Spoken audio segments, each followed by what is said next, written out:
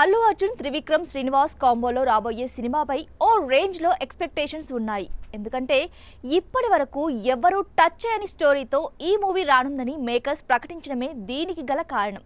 ప్రధానంగా ఈ మూవీ జానపద కథాంశంతో ఉండనుందని తెలుస్తోంది. పౌరాణికం, సామాజిక ఇతివృత్తం రెండూ కలగలిపి ఉండనున్నాయట. ఇది కూడా పాన్ ఇండియా మూవీ కావడంతో అల్లు అర్జున్ ఇప్పటి వరకు తీసిన సినిమాలతో పోల్చితే ఇది సరికొత్త తరహా ప్రయోగమని చెబుతున్నారు. ఈ మూవీలో ఫిక్షనల్ పీరియడ్ రాజులు, అలాగే రాణులు, కోటలు, పెద్ద పెద్ద యుద్ధ సన్నివేశాలు అద్భుతంగా ఉండబోతున్నాయట. పుష్ప 2 తర్వాత బన్నీ కంప్లీట్ మాస్ యాక్షన్ హీరోగా మారిపోయాడు. ఇక పౌరాణిక జానపద యాక్షన్ను ట్రై చేయడం అంటే తనకు కంప్లీట్ న్యూ యాంగిల్ అవుతుంది. ఇందులో తన వేషధారణ, ఫైట్స్, గ్రాఫిక్స్ మామూలుగా ఉండవట. అసలే అక్కడున్నది త్రివిక్రమ్. పుష్ప 2 తర్వాత బన్నీ మరో మాస్ హిట్ కొట్టడం గ్యారంటీ అని చెబుతున్నారు. ఇక ఈ మూవీ స్టోరీ లైన్ విషయానికి వస్తే మైథాలజీ, సోషల్ థీమ్ కలగలిపిన ఒక సరికొత్త ప్రయత్నంగా చెబుతున్నారు. కార్తికేయుడు పాత్రలో అంటే సుబ్రహ్మణ్య స్వామి రోల్లో అల్లు అర్జున్ కనిపించే అవకాశం ఉంది. కథలో దేవతల అసురుల యుద్ధం ఎపిసోడ్ హైలైట్గా కానుందని అంటున్నారు.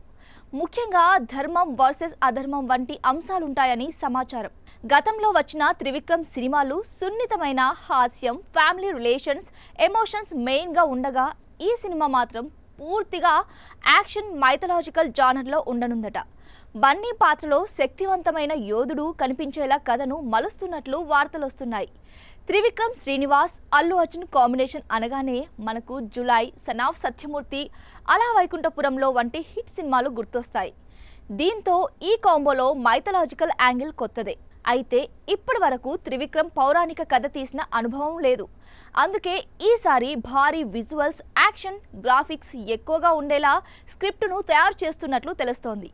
త్రివిక్రమ్ భారతీయ ఇతిహాసాలు, పౌరాణాలపై మంచి అవగాహన ఉన్న దర్శకుడు. అందుకే ఆయన డైలాగ్స్ ఎప్పుడూ డెప్త్గా ఉంటాయి. బన్నీ కూడా ఇప్పటి వరకు జానపద నేపథ్యంలో కూడిన సినిమా తీయలేదు. దీంతో ఇది తనకు కొత్త ఛాలెంజ్గా ఉండనుంది.